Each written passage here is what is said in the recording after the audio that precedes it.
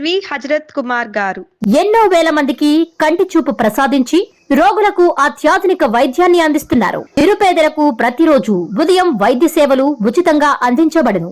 వెంటనే సంప్రదించండి. విజేత కంటి వైద్యశాల, కెనరా బ్యాంక్ పక్కన, బాబు ఐస్ క్రీమ్ ఎదురువీధి, బృందావనం, నెల్లూరు. కాకర సురేష్ గారు.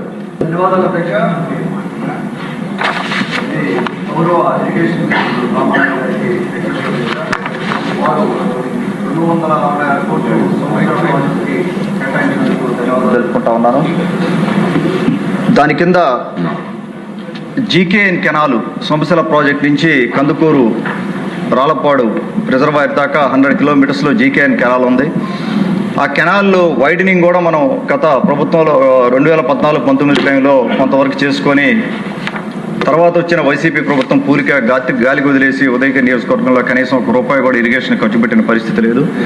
మనం మళ్ళా కూడా ఆ కెనాలు ఎక్స్పాండ్ చేసుకొని 772 క్యూసెక్కుల నుంచి 1400 క్యూసెక్కులకి మనం దాని కెపాసిటీ పెంచుకొని ఆ కెనాల్ని ముందుకు తీసుకెళ్తా ఉన్నాం.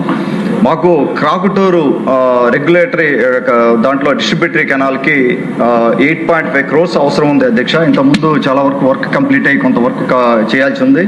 దాని కింద 16,000 ఎకరాలు ఆయకట్టు వచ్చే పరిస్థితి ఉంటుంది. వారికి గౌరవ ఇరిగేషన్ మినిస్టర్ గారికి అన్న రిక్వెస్ట్ అది, ఈ బడ్జెట్లో దాన్ని అలొకేట్ చేసి 8.5 crores స్పెండ్ చేస్తే మాకు కనీసం ఇప్పుడు ఆ జీకేఎన్ కెనాల్ కింద కేవలం 7,000 ఎకరాలే ఆయకట్టు ఉంది. మనకు 25 కిలోమీటర్లు మా నియోజకవర్గం నుంచి కెనాల్ వెళ్తున్నా కూడా కేవలం 7,000 ఎకరాలకే మనం నీళ్ళు ఇచ్చే పరిస్థితి ఉంది. కాబట్టి కొద్ది ప్రత్యేక దృష్టి పెట్టి ఉదయగిరి నియోజకవర్గం మీద ఆ 8.5 crores ఆ బడ్జెట్ కింద పెట్టి మాకు 16,000 ఎకరాలకి ఆయకట్టుకి నీరు ఇవ్వమని మీ ద్వారా వారికి మనం చేసుకుంటాం అధ్యక్ష. థ్యాంక్ యూ అధ్యక్ష.